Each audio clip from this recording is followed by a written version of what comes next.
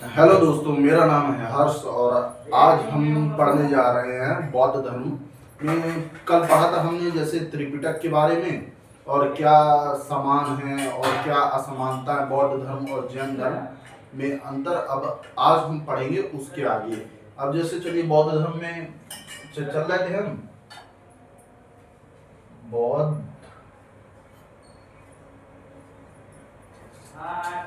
बौद्ध धर्म में हम पढ़ रहे थे। कल तक हमने त्रिपिटक दो भागों में बढ़ गया, हीनयान और महायान, ये हमने पढ़ा। अब चलिए आज हम बौद्ध धर्म में पढ़ते हैं, मतलब बौद्ध धर्म के अनुयायी जो थे। बौद्ध बौद्ध बौद्ध धर्म बौद्ध धर्म के अनुयायी बौद्ध धर्म के अनुयायी जो थे,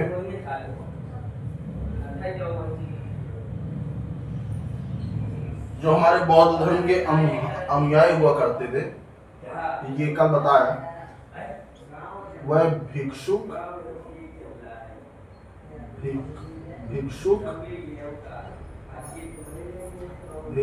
भिक्षुक और उपासक भिक्षुक और उपासक कहलाते थे। ये रहे बौद्ध धर्म के अनुयायी। ये जो बौद्ध धर्म के अनुयायी हैं, उन्हें भिक्षुक थे एक, और जो दूसरे थे वो थे उपासक। बौद्ध धर्म के जो अनुयायी थे वह भिक्षुक और उपासक कहलाते थे। अब ये दोनों तो थे, अब इन दोनों में थोड़ा फर्क था, अब वो समझते हैं। चलिए,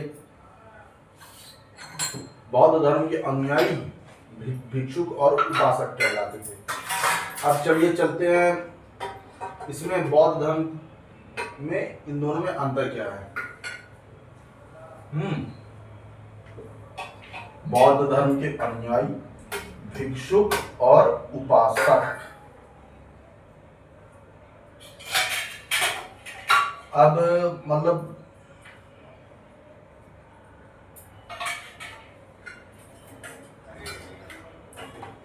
ये बौद्ध धर्म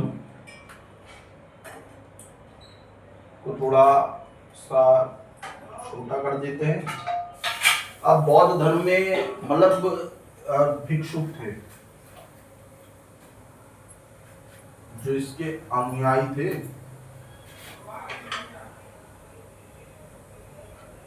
अब असल में हुआ करता है, हर धर्म का मतलब प्रचार प्रसार होता है। तो जो भिक्षुक थे वह एक तरीके से कहा जाए तो ये प्रचार करते थे, प्रचार या प्रसार करते थे।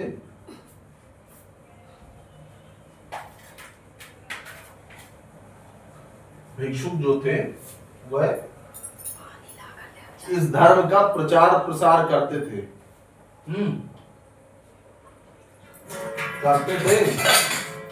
और ये जो थे वह सन्यासी थे। ये जो थे वह सन्यासी थे।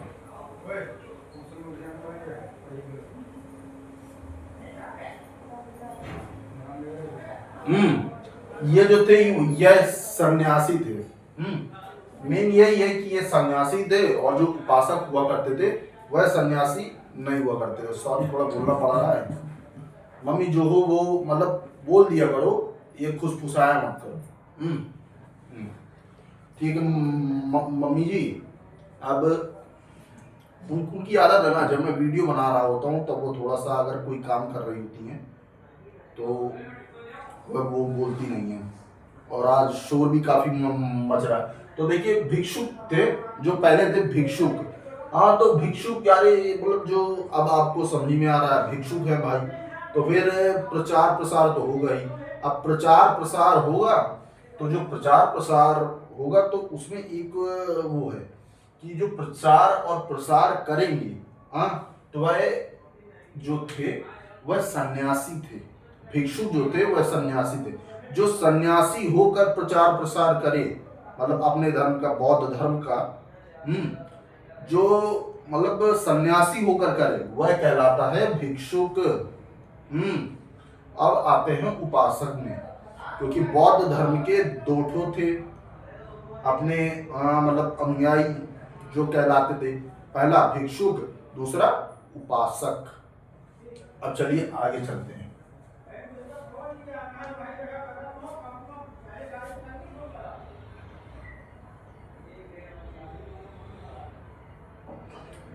यह प्रचार प्रसार करते थे और यह सन्यासी होते थे। उपासक में ये था, ये सन्यासी नहीं थे।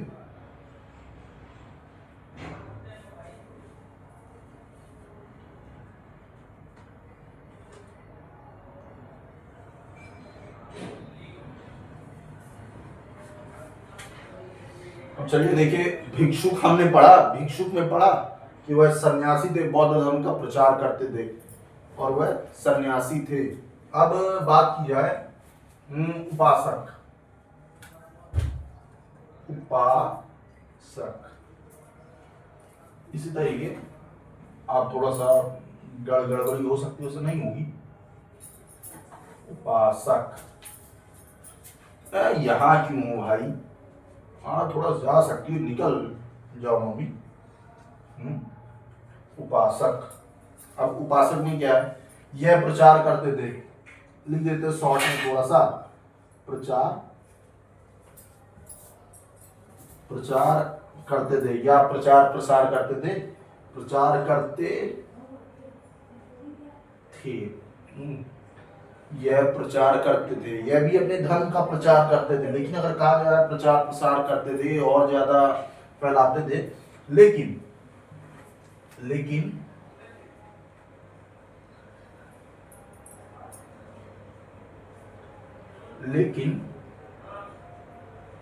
यह संन्यास नहीं लेते थे।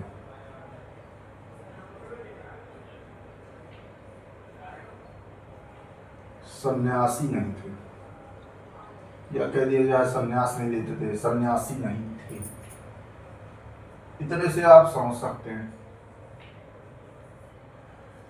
अब भिक्षुक जो थे, जो प्रचार प्रसार करते थे, और प्रचार प्रसार करते थे तो वह सन्यासी हुआ करते थे। वह सन्यासी थे जो प्रचार प्रसार करते थे, और यहाँ पर सन्यासी नहीं थे। जो सन्यासी नहीं है और प्रचार प्रसार कर रहा है वह उपासक कहलाता है, और जो मतलब सन्यास ले चुका है और प्रचार प्रसार कर रहा है वह भिक्षुक कहलाता है। इतनी सी बात है। भिक्षुक वह होता है जो बौद्ध धर्म के प्रचार प्रसार करता रहता है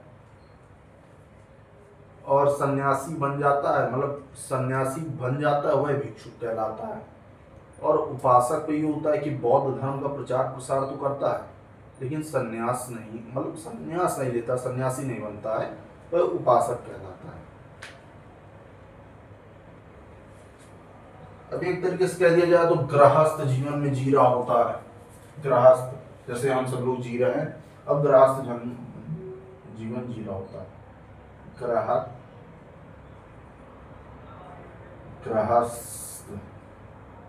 जीवन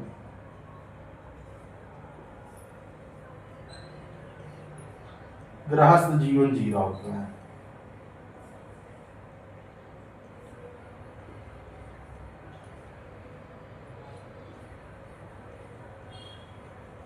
जी रहा होता है,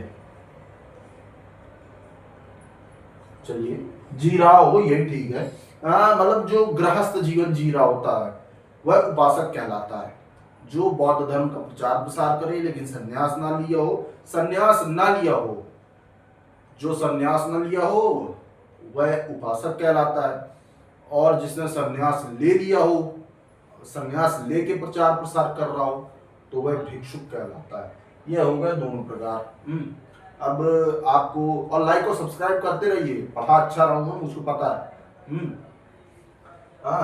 उपासक और भिक्षुक हम समझ गए। एक तरीके से हम ये भी समझ सकते हैं, देखिए भिक्षुक अब तो कुछ होगा नहीं, अब आदमी सन्यासी ले सकता है, तो सन्यास लेके जो प्रचार प्रसार करे वह क्या कहलाता है?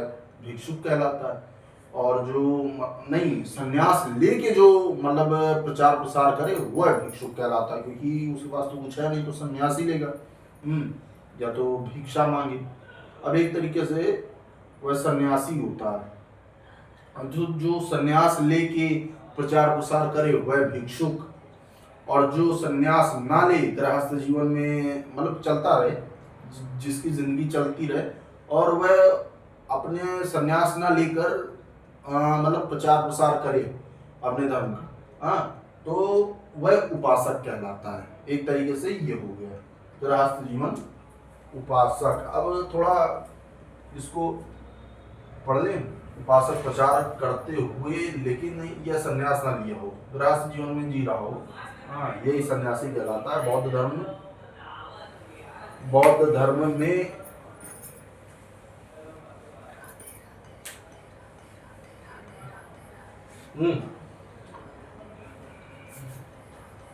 इसमें अष्टांगिक मार्ग थे, एक तरीके से कहा जाए। लेकिन संन्यास न लिया हो उपासक कहलाता है। गृहस्थ जीवन जी रहा हो मतलब इतना सा फर्क था भिक्षुक और उपासक में। और जो अनुयायी थे वह भिक्षुक और उपासक कहलाते थे। इन दोनों में इतना फर्क था। जो भिक्षुक होता था वह सन्यासी होता था और जो उपासक होता था वह सन्यासी नहीं होता था। अब चलिए आगे पढ़ते हैं।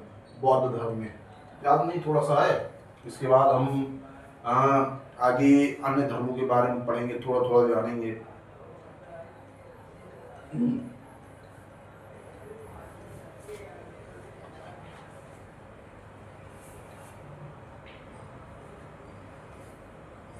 बौद्ध धर्म में शायद अष्टांगिक मार्ग थे। हाँ,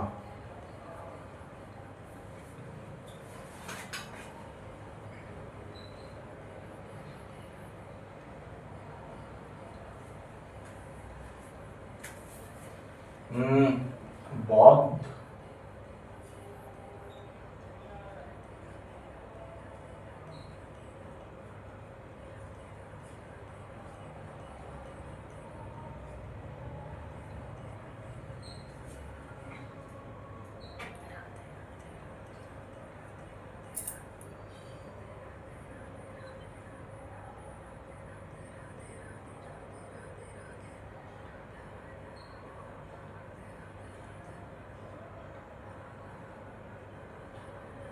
बौद्ध धर्म में ही अष्टांगिक मार्ग थे। अष्टांगिक मार्ग थे बौद्ध धर्म में। और अस्तेय वगैरह पढ़ेंगे अभी। बौद्ध धर्म में ही अष्टांगिक मार्ग थे। ये एक चीज अष्टांगिक किस मतलब वो गलत है क्या?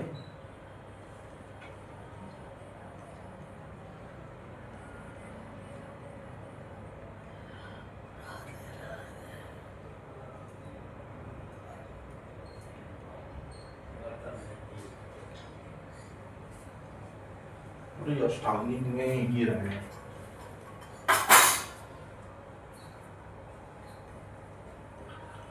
बौद्ध धर्म में ही अष्टांगिक मार्ग थे।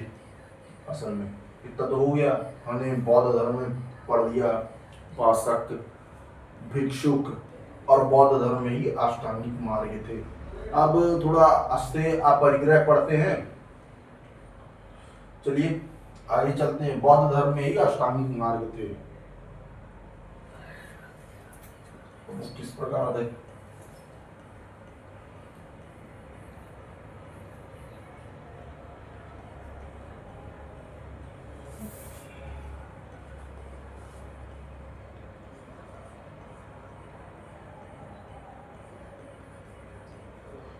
अस्तेय मतलब चोरी ना करना।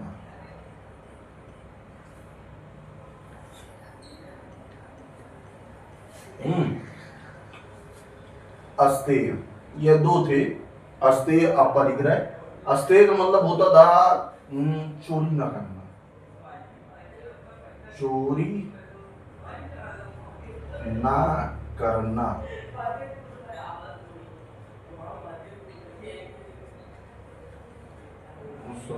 हाँ, अस्तेय का मतलब हुआ करता था चोरी ना करना। जो अस्तेय होता था इसका मतलब हुआ करता था चोरी ना करना। ये इसमें बताया जाता है कि अस्तेय का जो मतलब हुआ करता था वह होता था चोरी ना करना।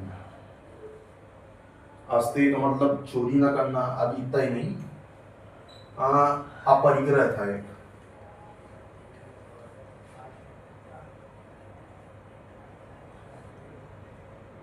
किसी दूसरे की संपत्ति को अपने पास ना रखना। हम्म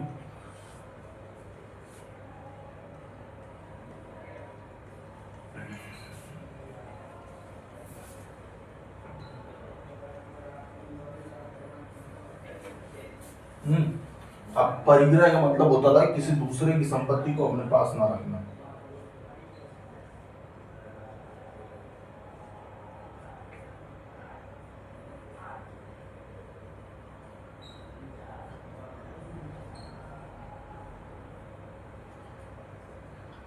किसी दूसरे की संपत्ति,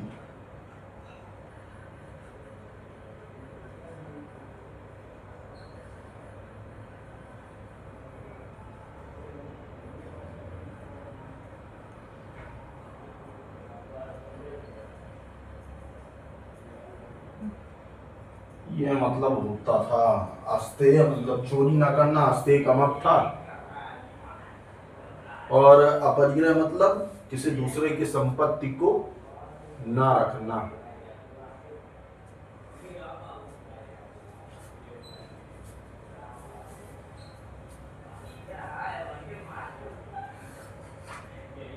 दो थे, अस्तेय और मतलब अपरिग्रह, ये थे दो।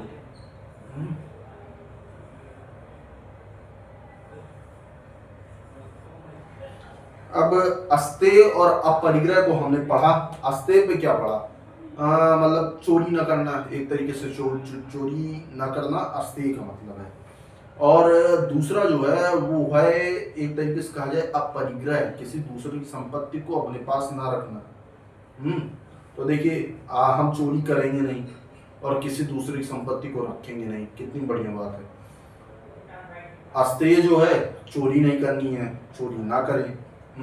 ये हो गया। और लाइक एंड सब्सक्राइब करें और पूरा वीडियो देखें। अस्तेय का मतलब है चोरी ना करना। अब और दूसरा अपरिग्रह, अब इसमें कहते हैं कि किसी दूसरे की संपत्ति को अपने पास ना रखना। दूसरे की संपत्ति रखनी नहीं है, चोरी अलग से करनी नहीं है, अपनी संपत्ति के साथ जीना है। यह एक अच्छा जीना है कहा जाए। अब देखिए, अस्तेय का मतलब होता है चोरी ना करना। हम चोरी ना करें, अस्तेय का मतलब है कि हम चोरी ना करें, चोरी ना करना अस्तेय का मतलब। और अपरिग्रह का मतलब किसी दूसरे की जो संपत्ति है, जो दूसरे ने कमाया हो, उसे अपने पास ना रखना। ये दूसरे ने जो कमाया है वह ना कर रहा रखना अपने पास, जो दूसरे की संपत्ति हो उसे अपने पास नहीं रखना। जो दूसरे का धन हो, पैसा हो, जिसने कमाया हो, सोना चांदी जो भी हो, वह अपने पास नहीं रखना है।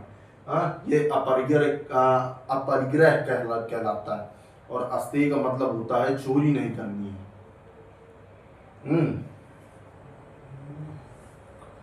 चोरी ना करना। अब ये हो गया अपरिग्रह का मतलब, हो गया किसी दूसरे की संपत्ति को अपने पास ना रखना। तो आप देख सकते हैं अस्तेय और अपरिग्रह।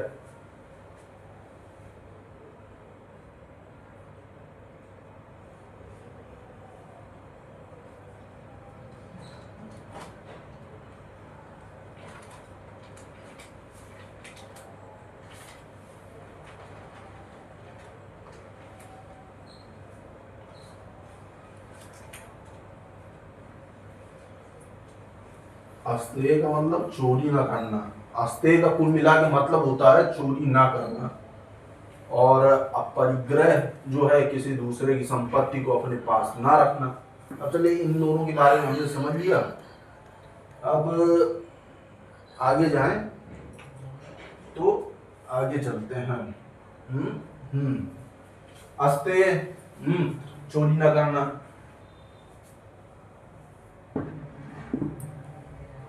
अपरिग्रह का मतलब होता है किसी दूसरे की संपत्ति को अपने पास ना रखना। इस तरह और महात्मा बुद्ध को कहा जाता था लाइट ऑफ एशिया। ये हमको ध्यान में रखना है। अब चलिए आगे चलते हैं। पहली मूर्ति की किस शैली में थी? मथुरा शैली में।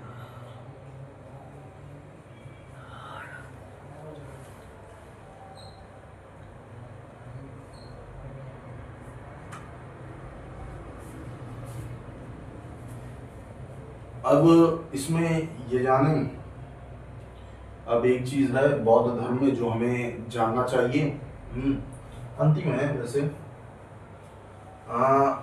प्रथम मूर्ति कह दिया जाए, पहली मूर्ति,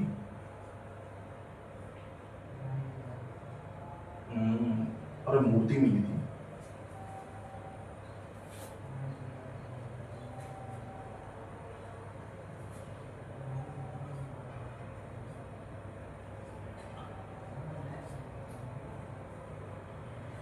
जो प्रथम मूर्ति है वह मिली थी मथुरा शैली में।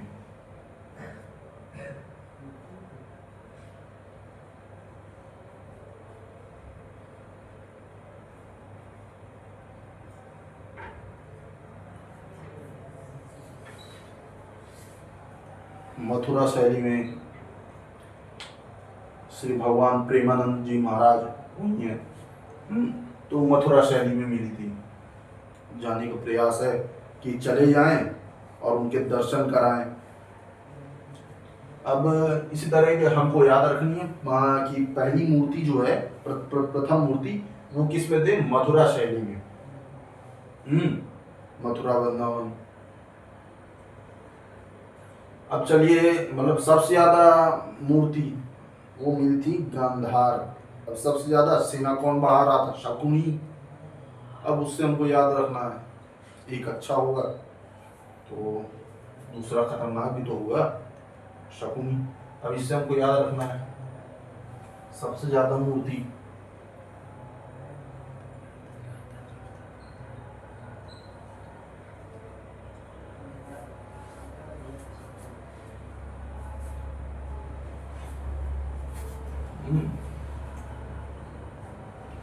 सबसे ज्यादा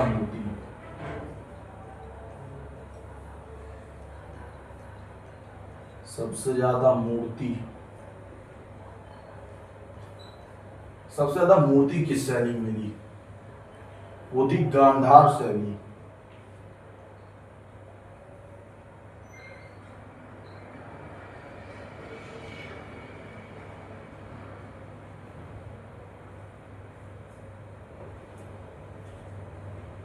देखिए, प्रथम मूर्ति जो मिली वो मिली थी मथुरा शैली में।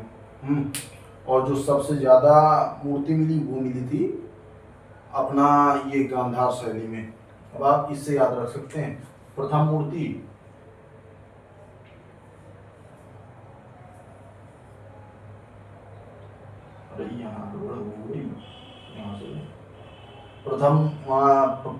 प्रथम मूर्ति वह थी मथुरा शैली में।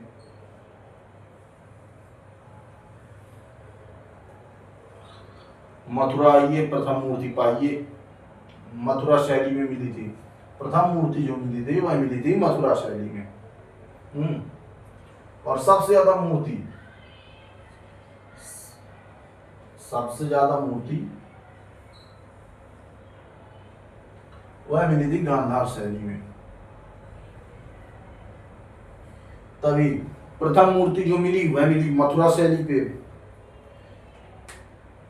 लालगढ़ एक्सप्रेस में बैठिए, रात को सुबह मथुरा पहुंच जाइए, प्रेमानंद महाराज के दर्शन कीजिए और चले आइए। उसी तरीके है मथुरा, वहां पर जब आप उतरेंगे तभी तो पहुंच पाएंगे मथुरा वृंदावन। और उसी तरह से प्रथम मूर्ति जो है वह मथुरा शैली की थी, और जो सबसे ज्यादा मूर्ति थी वह गांधार शैली की थी। गांधार नहीं पहुंच पाएंगे, भाई बाबे प्लेन लगेगा उसके लिए। तो गांधार शैली जो सबसे ज्यादा मूर्ति थी वह गांधार शैली की थी, और जो पहली मूर्ति थी वह मथुरा शैली की थी। ये रहा आज का, मतलब इससे बौद्ध धर्म से संबंधित अंतिम सवाल। देखूंगा अगर कुछ छूटेगा तो उसे कल के अगले टॉपिक पर कवर कर लिया जाएगा। अब चलिए लाइक और सब्सक्राइब जल्दी से कर लीजिए।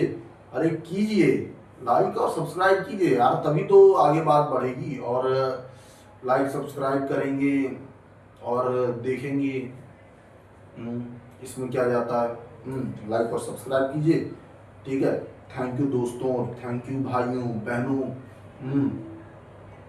देखने के लिए। और बच्चों पढ़िए और कुछ कमेंट कीजिए, क्या गड़बड़ी है, क्या अच्छा है। और अब मिलते हैं अगली क्लास में कल नया टॉपिक लेके। बौद्ध धर्म तो लगभग खत्म हो गया है, अब देखूंगा कुछ बाकी होगा तो। चलिए दोस्तों, लाइक और सब्सक्राइब करिए। थैंक यू बच्चों, चलिए मिलते हैं अगली क्लास में। जय श्री राम।